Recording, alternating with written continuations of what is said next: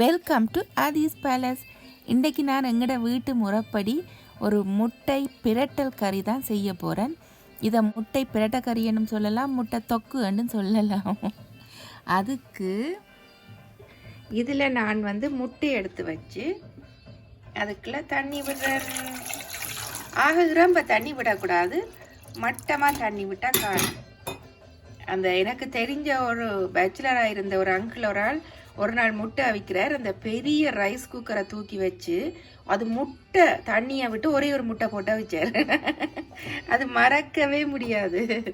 அப்படி பல பேருக்கு முட்டை அவிக்கிறது கூட அப்படி என்று தெரியாது தானே. இது கொஞ்சம் உப்பு போட்டால் உடைக்க ஈஸியாக இருக்கும். எனக்கு தேவையில்லை கொஞ்சமாக. இப்போ வெளிநாட்டு முட்டைகள் பெரும்பாலும் உடைஞ்சிடும் என்றாலும் கொஞ்சமாக உப்பு போட்டால் உடைக்க ஈஸியாக இருக்கும். இப்படியே மூடி போட்டு சரியாக 10 மினிட்ஸ், நான் வைக்கிறது அப்படி தான், சரியாக 10 மினிட்ஸில் ஆஃப் பண்ணி விடுவேன். நான் தண்டை பாட்டில் நல்லா சூப்பராக அவிஞ்சிருக்கு. இப்போ பாருங்க, முட்டை அவிஞ்ச உடனே உடைக்கக்கூடாது. ஒரு 5-10 மினிட்ஸுக்கு அதை இங்கே பாருங்க ஆற வச்சுட்டேன். இதுக்கு பிறகு கோல்ட் வாட்டரை திறந்து விட்டுட்டு உடைச்சா சூப்பராக உடப்படும்.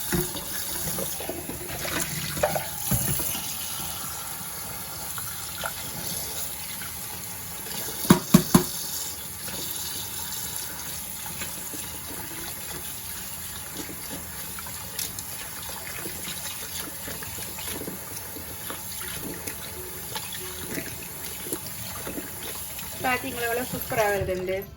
இந்த முட்டை கோதையெல்லாம் நான் எறிகிறேல கார்டன் அந்த மர அடியெல்லாம் போட்டு விடுவேன். அது நல்ல சத்து தானே. இப்போ முட்டையெல்லாம் தோல் உரித்து எடுத்துட்டேன். இதை நாங்கள் நல்ல நைஸாக 2 கட் பண்ணி எடுக்கிறேன். உடையாமல் கவனமாக இப்படி கட் பண்ணி எடுக்கணும். முட்டை சுட சுட உடைச்சா கோது கலராது. கொஞ்சம் ஆற வச்சுட்டு தான் எப்பவும் கோது உடைக்கணும். முட்டை உடைக்கிறத பற்றி அவிக்கிறத பற்றி எவ்வளவு சொல்கிறேன் நான், அதெல்லாம் பெரிய விஷயம்தான் சில பேருக்கு. இப்போ முட்டையெல்லாம் கட் பண்ணி எடுத்துட்டேன். இது முதல்ல வதக்கி எடுக்கணும். வதக்கி எடுக்கிறதுக்கு தக்காளி பழம், நல்ல பழுத்த பழம். நான் எப்பவும் சீட்ஸ் பாவிக்க மாட்டேன். சீட்ஸ் எடுத்துட்டு ஒரு பாதி தக்காளி பழம் எடுத்து வச்சுருக்கிறேன். இது கஜு, மற்றது பீனட்ஸ் எடுத்து வச்சுருக்கிறேன். அடுத்தது செத்தல் மிளகாயோட இது 2 இது காஷ்மீர் சில்லி எடுத்து வச்சுருக்கிறேன் கொஞ்சம் கலருக்காக. மற்றது வெங்காயம். வெங்காயம் சின்ன வெங்காயம் பெரிய வெங்காயம் மிக்ஸ் பண்ணி எடுத்துருக்கிறேன். மற்றது கார்லிக், உள்ளி கொஞ்சம் எடுத்துருக்கிறேன். நிறைய சின்ன வெங்காயம் போட்டால் இன்னும் டேஸ்ட்டாக இருக்கும். இவ்வளோத்தையும் முதல்ல வதக்க வேணும். கொஞ்சமாக நல்லெண்ணெய் விட்டுருக்கிறேன்.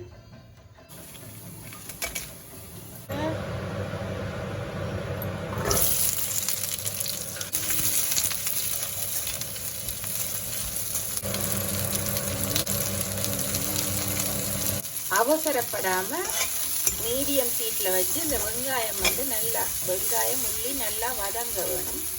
அதில் அந்த பச்சை மணம் போகிற வரைக்கும் வதங்க வச்சுட்டு, இது பீனட்ஸ் இது ரோவாக இருக்குது, அதனால் இதையும் அதுக்குள்ளே போடுறேன்.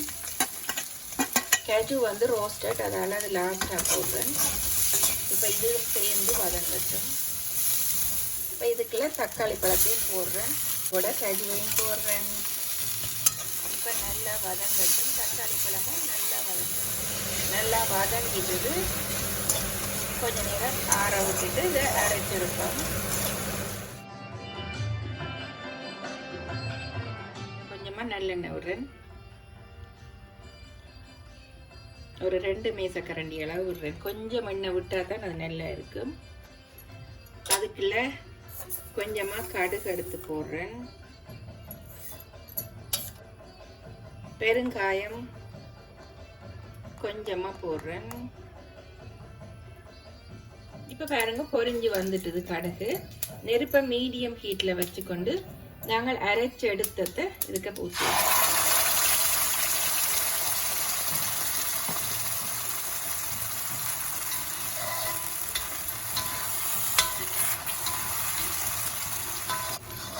மீடியம் ஹீட்டில் இதை நல்லா வதக்க வேணும். அரைக்க ஆக பட்டை அரைக்கணும் இல்லை, குறகுறப்பாக இருந்தால் கூட ஓகே தான்.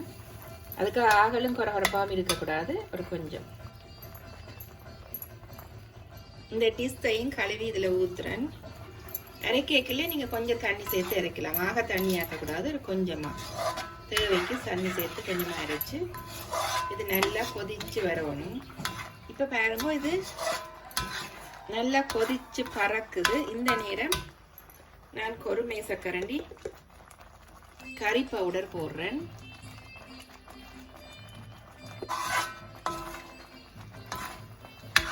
நெருப்பை மீடியமாகவே வச்சிருக்கணும், இல்லாட்டி தெரிச்சு பறக்கும்.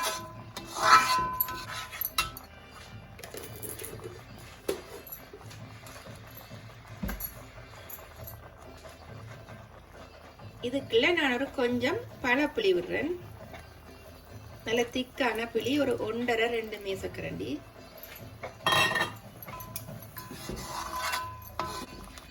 இப்போ இதை நாங்கள் மூடி வச்சு விடுவோம்.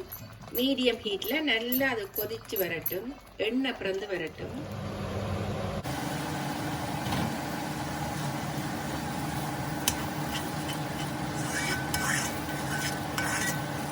இப்ப பாருங்க, ஒரு 10 மினிட்ஸுக்கு மேல நல்லா வதக்கிட்டு, நல்லா வதங்கி அதுல அந்த பச்சை மணமே இல்லாத மாதிரி நல்லா எண்ணெய் பிறந்து வந்த பிறகு இதுக்குள்ள இப்ப உப்பு பார்த்துக்கொள்ளுங்க.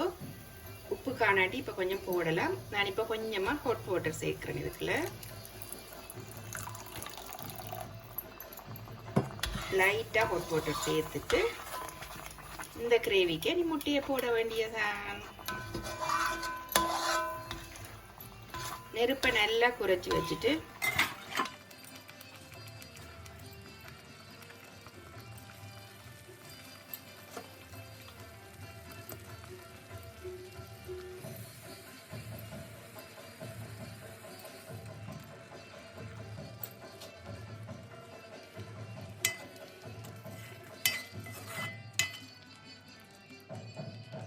இப்போ பாருங்க, தொக்கு ரெடி ஆயிட்டுது. முட்டையெல்லாம் பிரட்டினா மஞ்சள் கருவெல்லாம் வெளியில வந்துடும், அதால பிரட்டக்கூடாது. கொஞ்சமா மல்லித்தலை தூவுறேன். அதே நேரம் கருவேப்பிலையும் கொஞ்சம் போடுறேன்.